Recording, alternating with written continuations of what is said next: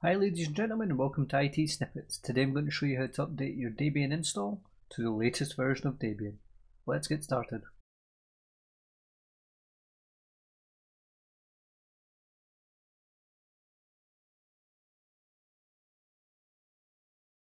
First thing we have to do is connect to our Debian box. Mine is actually a virtual machine, as you can see, running here. So I'm going to use PuTTY in order to connect to it. So I will enter its IP address, which is 192.168.066. And for some reason, PuTTY jumps to my other screen. No idea why. So I'll move that back in there and I'll log in as normal. Once I'm logged in, I'll type SU for super user. And then I'll enter my password. I'll clear the screen. Running version 8.10. The current version of Debian is version 9.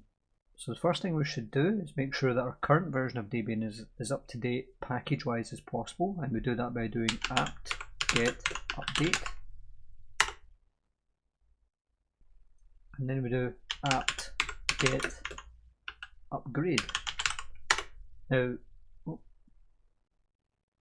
apt get even upgrade. So it shows that there's nothing needing updated on my system at the moment. So everything that I've currently got installed is updated to the latest version.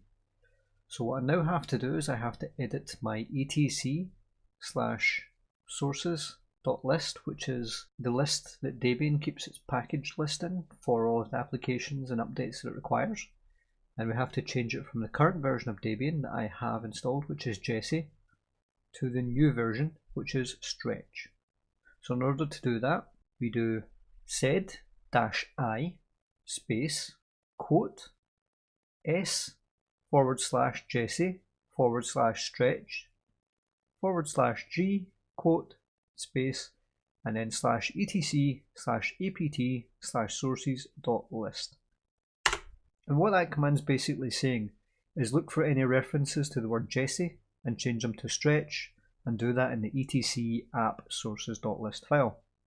Now that we've done that, we would do apt get update again, and then we would do apt get upgrade, and we will see there's now 281 items requiring upgrading. So we shall press yes to upgrade. It's going to download around 70 meg, but it will take up an extra 16.9 meg of space. And we'll give those a moment to install. Okay, at this point it's giving me some kind of disclaimer. I'm just going to hit page down and it'll ask me to quit at the bottom and press Q. I don't think anybody is bored enough to sit and read all of that.